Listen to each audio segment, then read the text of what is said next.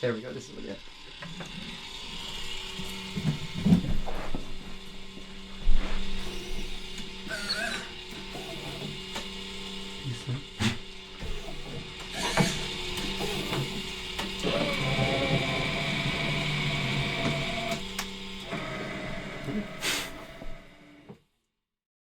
This one has a Westminster chime, and so here's the.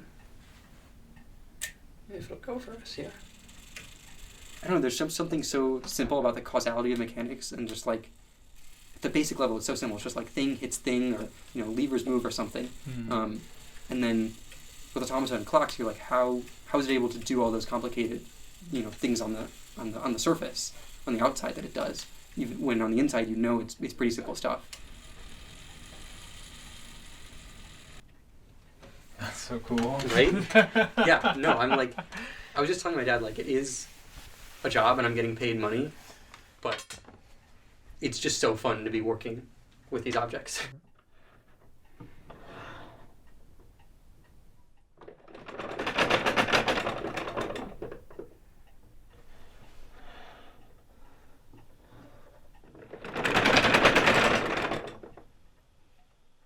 This is my calculator. It's a little big, but it doesn't need any batteries. And I made it. That's very pleasing. It's so opaque in a computer. You don't understand how it's working. You can't just look at a microchip and be like, oh, I can see what's going on there. No, it's impossible. So that's why I dabble in electronics, but it's not as interesting to me because you can't see how it's working. And there's a sort of magic when you see a sort of mechanical computer working that you can begin to understand what it's doing. You can see the process, which otherwise you don't see inside a laptop.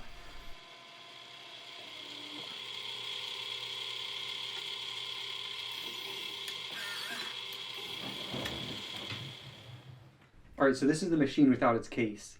And basically there's a whole bunch of columns here. There's 8 columns, and each of those corresponds to 1 decimal place.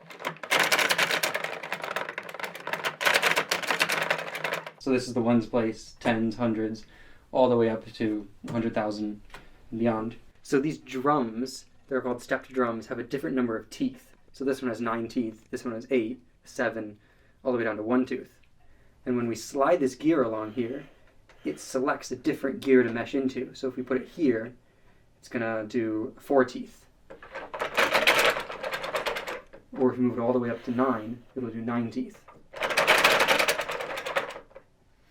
That was a discrete gear. That was a 9-tooth gear. Then I also cut an 8-tooth one, then a 7-tooth one, and then I glued them all together to make 1 drum.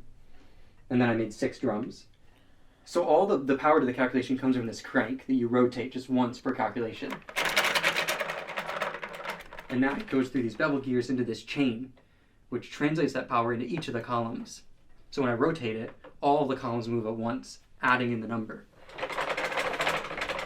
And when a number is selected, the power goes from those chains and those drums up to these gears and over to these sets of bevel gears that would attach to the dials. And so that spindle is directly connected to the results section that was above here a moment ago.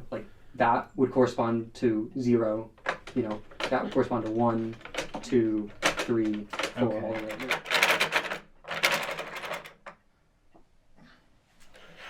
That's just very satisfying. Mm-hmm. Isn't it?